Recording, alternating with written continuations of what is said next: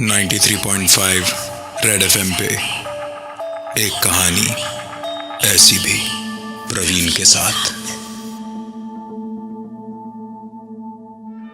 बिना किसी सवाल के कोई जवाब नहीं होता, बिना किसी हाँ के ना नहीं होता, और बिना किसी वजह से कोई आपसे नाराज नहीं होता। घर का रिनोवेशन खत्म हुए एक हफ्ता ही हुआ था। 3 बेडरूम का घर था जहां एक नया गेस्ट रूम भी बनाया गया था। और इसी के बाद शुरू हुई प्रकाश, स्मिता और पिंटू की जिंदगी में एक उथल पुथल। पिंटू दोपहर के समय वीडियो गेम खेल रहा था और एक स्टेज पे अटका हुआ था। गेम वहीं पर पॉज करके पिंटू पानी पीकर वापस आया तो देखा स्टेज पार हो चुका था। पिंटू था तो 7 साल का बच्चा ही। अंदर से बड़ा डर गया था कि आखिरकार ये हुआ तो हुआ कैसे, क्योंकि उसके अलावा घर में सिर्फ उसकी मां स्मिता थी जो इस वक्त नीचे किचन में थी। तो गेम खेलकर कौन गया? पिंटू ने स्मिता को बुलाया और सारी बात बताई। उसकी मां पहले तो उसकी बात पर हंसी और फिर पिंटू का डरा हुआ मुंह देख के समझ गई कि पिंटू मजाक नहीं कर रहा। वो बोली, अच्छा अब मैं खेलती हूं, देख कोई प्रॉब्लम नहीं है मेरे ख्याल से। पिंटू की मां ने जैसे ही सिंगल प्लेयर पे गेम को लॉगिन किया, डुअल प्लेयर लॉगिन अपने आप सेलेक्ट हो गया। थोड़ी देर खेलने के बाद जब उसने गेम को पॉज किया तो झटका खाने की बारी अब स्मिता की थी। प्लेयर 1 पॉज हुआ लेकिन प्लेयर 2 चलता रहा। स्मिता को लगा कि वीडियो गेम है, शायद कोई प्रॉब्लम हो गई होगी इसमें। उसने पिंटू से कहा कि शाम को जब पापा आएंगे तो वो आपको दूसरा दिला देंगे। और उसके बाद स्मिता ने दोपहर का खाना वाना बनाया और पिंटू को खिला के सुला दिया। वो लंच करते हुए टीवी देख ही रही थी कि गेस्ट रूम से आवाज आई, माँ। स्मिता को अच्छी तरह से याद था कि उसने पिंटू को उसी के कमरे में सुलाया था। तो फिर आवाज गेस्ट रूम से कैसे आई? वो वहां पहुंची तो देखा पिंटू वहां नहीं था। पिंटू के कमरे में गई तो पिंटू आराम से सो रहा था। उसको जगाया और पूछा कि पिंटू तुमने आवाज दी थी? ये सुनकर पिंटू ने कहा, जब वो आपको बुलाए तो आप ध्यान मत देना। शाम को जब पिंटू बाहर से खेल के लौटा तो स्मिता ने पूछा उससे कि तू किसकी बात कर रहा था? कौन बुलाए तो ध्यान मत देना? पिंटू अपनी मस्ती में बोला, पर मैंने तो ऐसा कुछ भी नहीं कहा था मां। उसके बाद पिंटू नहाने चला गया। स्मिता अपने कमरे में जा रही थी तो उसको पिंटू के बाथरूम से आवाज आई। स्मिता अंदर गई, शार पे नॉक किया तो पिंटू ने झट से दरवाजा खोल के बोला, ओ माँ तुम हो? स्मिता ने एक ही सवाल पूछा, मतलब मैं नहीं तो और कौन होगा? पिंटू मुस्कुराया और चुपचाप उसने कपड़े पहनकर टीवी पे कार्टून देखने लगा। पिंटू का यह बर्ताव स्मिता ने पहली बार देखा था। उसे चीजें बड़ी अजीब लग रही थी, पर उसने सोचा कि शाम को जब प्रकाश आएगा तो उससे बात करके ही पिंटू से बात की जाएगी। स्मिता अपने कमरे में लेटी हुई थी कि उठ के जब बाहर गई तो देखा नीचे हॉल में सोफे पे बैठ के पिंटू टीवी पे कार्टून तो देख रहा है, पर बार बार कार्टून चैनल चेंज हो रहा है। वो कोई कार्टून लगाता लेकिन ठीक 2 मिनट के बाद ही दूसरा कार्टून चैनल चलने लगता। लग रहा था जैसे पिंटू कुछ देखना चाह रहा हो और साथ में कोई दूसरा भी हो। स्मिता ने ध्यान से सुना तो पिंटू की एक बात सुनाई दी, अरे देखने दो ना, तुम बाद में देख लेना। 93.5 रेड एफएम पे एक कहानी ऐसी भी प्रवीण के साथ।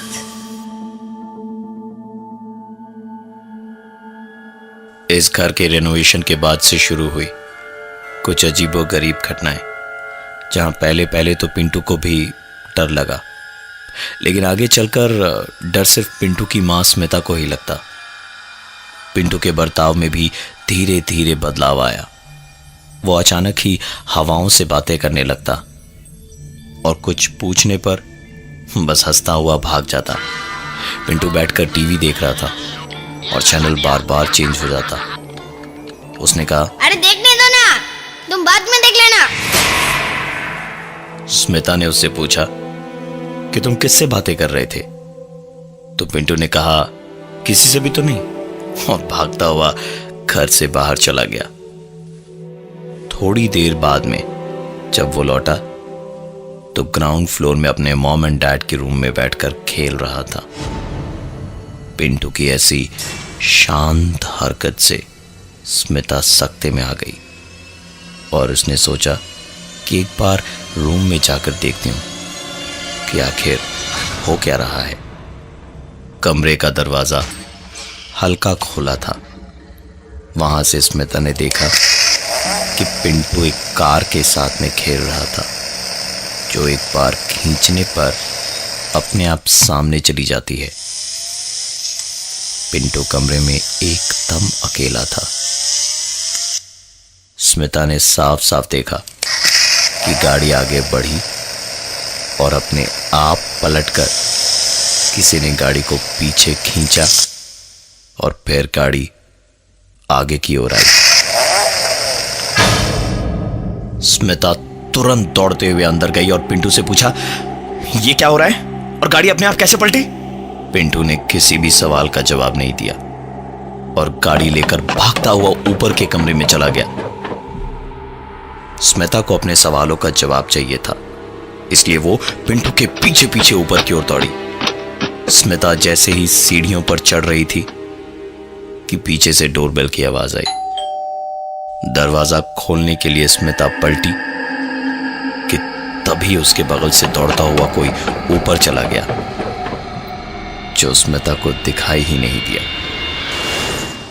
स्मिता ने दरवाजा खोला तो कोई कुरियर आया हुआ था, जिसे रिसीव करके स्मिता दबे पांव ऊपर गई और इस बार कमरे के बाहर बंद दरवाजे के सामने खड़े होकर सुनने की कोशिश करने लगी कि कहीं इस वक्त भी पिंटू किसी से बात तो नहीं कर रहा। अंदर से जो आवाज सुनी वो सुनकर स्मिता के पैरों तले जमीन खिसकने लगी। पिंटू किसी से कह रहा था, आज तो बच गए, मम्मी ने तो पकड़ ही लिया था। स्मिता ने आंख लगाकर आई होल से देखा तो पिंटू अभी भी हवा में किसी से बातें कर रहा था। स्मिता सारे दिन इसी सोच में डूबी रही कि आखिरकार ये हो क्या रहा है। उसने प्रकाश के आने का इंतजार किया। प्रकाश के आने पर उसने प्रकाश को सारी बातें बताई तो उसने कहा कि पिंटू को बोर्डिंग स्कूल भेज देते हैं, कुछ दिन वहां रहेगा तो सब ठीक हो जाएगा।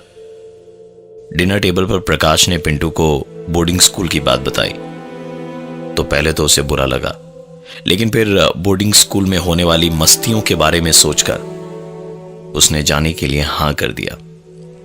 डिनर करने के बाद पिंटू अपने कमरे में गया और थोड़ी देर बाद वहां से अपने मॉम एंड डैड के कमरे में आकर उसने कहा, मैं नहीं जाऊंगा बोर्डिंग स्कूल, वो मना कर रहे हैं। प्रकाश को अब समझ में आया कि स्मिता इतनी देर क्या कह रही थी। उसने पिंटू से बार बार पूछने की कोशिश करी, लेकिन पिंटू कुछ नहीं बोला कि वो किसकी बात कर रहा था।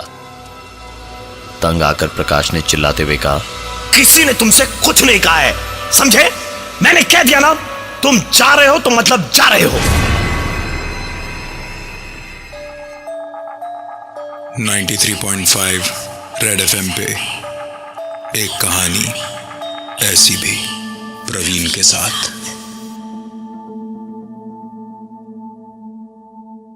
प्रकाश, स्मिता और पिंटू के लिए इस घर का रेनोवेशन एक डरावना सपना बन चुका था। स्मिता को पिंटू अकेले में किसी से बातें करता दिखता तो कभी अनजाने तरीके से खिलौना, गाड़ियां उसके साथ में खेलती। शायद वो गेस्ट रूम बनाना ही गलत था उस घर में। पिंटू को बोर्डिंग स्कूल में इन सब से दूर रखने के लिए जब प्रकाश और स्मिता उसे छोड़कर लौटे तो प्रकाश को अचानक ही ऑफिस के काम से शहर के बाहर जाना पड़ गया। स्मिता के इस घर में रेनोवेशन के बाद ये पहली रात थी जब वो एकदम से अकेली थी। रात को सोते वक्त स्मिता को एक आवाज सुनाई दी। स्मिता बड़ी हिम्मत करके उठी कि पता नहीं कौन होगा। धीरे धीरे दबे पांव पहुंची तो देखा आवाज गेस्ट रूम से आ रही थी। स्मिता ने पूरी हिम्मत जुटा के कमरे की लाइट जलाई तो खिलौने की आती हुई आवाज रुक गई थी। जिस खिलौने से इस तरह की आवाज आ सकती थी, जब स्मिता ने वो देखा तो उसके दोनों हाथ जुड़े हुए थे। जब स्मिता ने देखा कि यहां कोई गड़बड़ नहीं है तो उसने लाइट ऑफ की और लाइट ऑफ करते के साथ ही स्मिता ने तुरंत लाइट चलाई।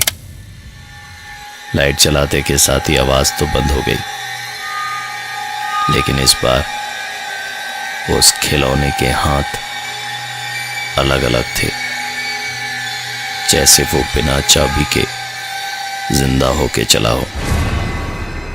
स्मिता ने वहां की लाइट बुझाई और थोड़ी देर रुकी कि शायद दोबारा आवाज हो, लेकिन इस बार कोई आवाज नहीं हुई तो वो चुपचाप अपने कमरे में चली गई। कमरे में आकर लेटी ही थी कि एक आवाज उसके कानों में और पड़ी। स्मिता ने ध्यान लगाकर सुनने की कोशिश की, तब सुना कि आवाज उसकी अलमारी के अंदर से आ रही थी। कोई भी दूसरा इंसान होता तो शायद डर से पता नहीं क्या करता, लेकिन स्मिता डरपोक नहीं थी। वो उठी, अलमारी तक गई और उसने झटके से अलमारी खोली। आवाज अब भी आ रही थी। स्मिता ने सुनने की कोशिश की और फिर अलमारी के ड्रॉर एक एक करके खोलने शुरू किए और नीचे का ड्रॉर खोलने पर आवाज रुकी तो सही, लेकिन ऐसे जैसे जोर से रोने की आवाज रुक जाए और सुबकने की आवाज आती रहे।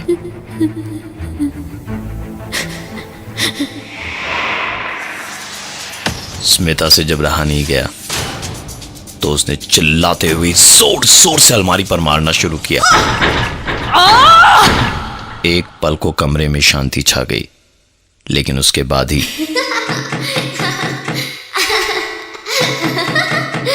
स्मिता ने जोर से अलमारी का दरवाजा बंद किया और चुपचाप अपने बिस्तर पे दुबक के बैठ गई। डर से बैठे बैठे कब उसे नींद आई पता ही नहीं चला। आंख लगी ही थी स्मिता की कि बेड के नीचे से अब की बार आवाज आई। स्मिता इतनी डर गई थी कि उसे यह भी होश नहीं रहा कि प्रकाश को या आसपास किसी को फोन कर ले। वो बैठी अपने बिस्तर पे सांस रोक के रो रही थी और वो आवाज पूरे कमरे में घूम रही थी। ऐसा लग रहा था जैसे पूरे कमरे में भाग भाग के कोई हंसते हुए हर दरवाजा, हर एक दीवार थपथपा रहा हो। पता नहीं स्मिता को क्या अचानक याद आया कि स्मिता ने टीवी ऑन करके कार्टून चैनल लगा दिया। सुबह तक कुछ और तो नहीं हुआ, लेकिन रह रह के कार्टून चैनल की आवाज के साथ एक आवाज और आती रही।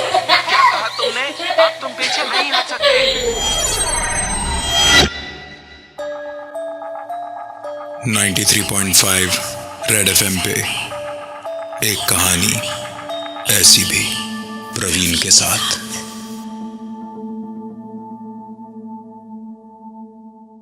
प्रकाश, स्मिता और पिंटू की जिंदगी घर के रेनोवेशन में बने गेस्ट रूम के बनने के बाद काफी बदल गई थी।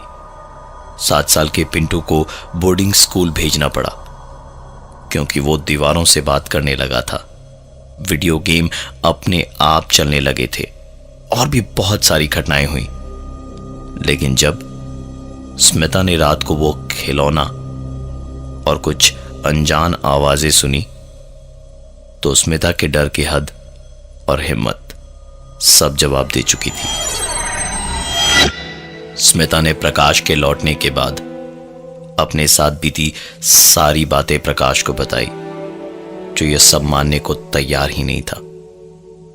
स्मिता भी मन ही मन सोचने लगी कि काश ये सब उसका वहम ही हो कि तभी उस दिन रात उसके कानों में एक आवाज गूंजी, उसका तबीयत खराब है, उसे घर ले आओ, मेरा मन नहीं लग रहा है। स्मिता की चीख सुन प्रकाश की नींद टूटी और इससे पहले कि स्मिता कुछ भी सोचे या करे, घर का लैंडफोन बजा।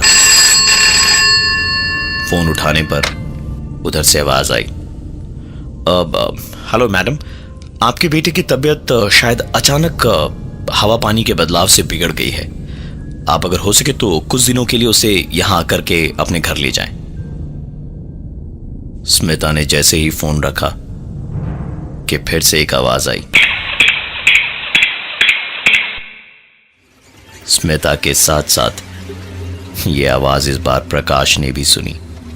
दोनों तुरंत देर रात ही अपनी कार लेकर निकल पड़े पिंटू को लेने उसके बोर्डिंग स्कूल।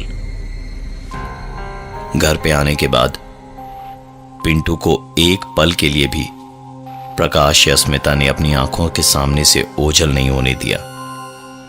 दिन भर कोई ना कोई उसके पास जरूर रहता था। पिंटू को यहां आए 2-3 दिन बीत चुके थे। स्मिता भी पुरानी चीजें भुलाने की कोशिश करने लगी।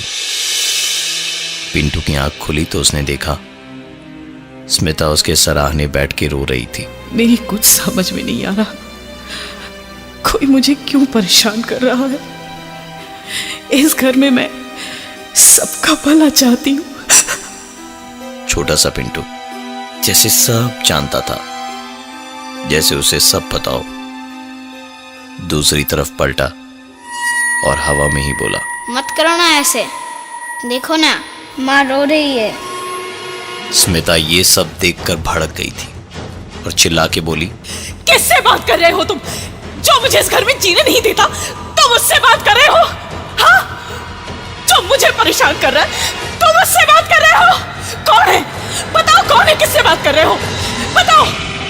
जितने गुस्से से स्मिता बोली उतने ही प्यार से पिंटू ने कहा, दीदी। अब स्मिता को सचमुच गुस्सा आया और वो तेज चिल्लाते हुए बोली, तेरी दीदी बस तुझे दिखाई देती है, मुझे क्यों नहीं दिखाई देती? मेरी भी तो बेटी है। पिंटू वापस उसी मासूमियत से बोला, क्योंकि आपने भी उसे तब नहीं देखा था जब उसको आपकी जरूरत थी। दरअसल स्मिता पिंटू और उसकी बहन की सौतेली मां थी। एक रात जब प्रकाश काम से शहर से बाहर था तो स्मिता को लगा कि पिंटू की बहन की तबीयत मामूली सी ही खराब है और लापरवाही में उसने सोचा कि सुबह होने पर उसे डॉक्टर के पास ले जाएगी। लेकिन सुबह तक बहुत देर हो चुकी थी। जिस दीदी की बात पिंटू कर रहा था वो दीदी मर चुकी थी। इस घटना के बाद स्मिता के साथ उस घर में कुछ भी अजीब नहीं हुआ, पर पिंटू कभी अकेला नहीं रहा। जैसे उसकी दीदी पहले उसके साथ थी, वैसे ही आज भी उसकी दीदी उसकी बेस्ट फ्रेंड है। मैं हूं प्रवीण और ये थी आज की एक कहानी ऐसी भी। मुझे अपना बेस्ट फ्रेंड बनाएंगे?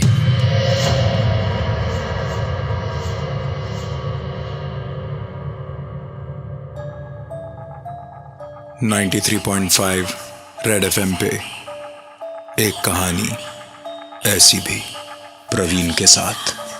दोबारा सुनने के लिए विजिट करिए हमारा YouTube channel 935 red TV. 93.5 red FM बजाते रहो।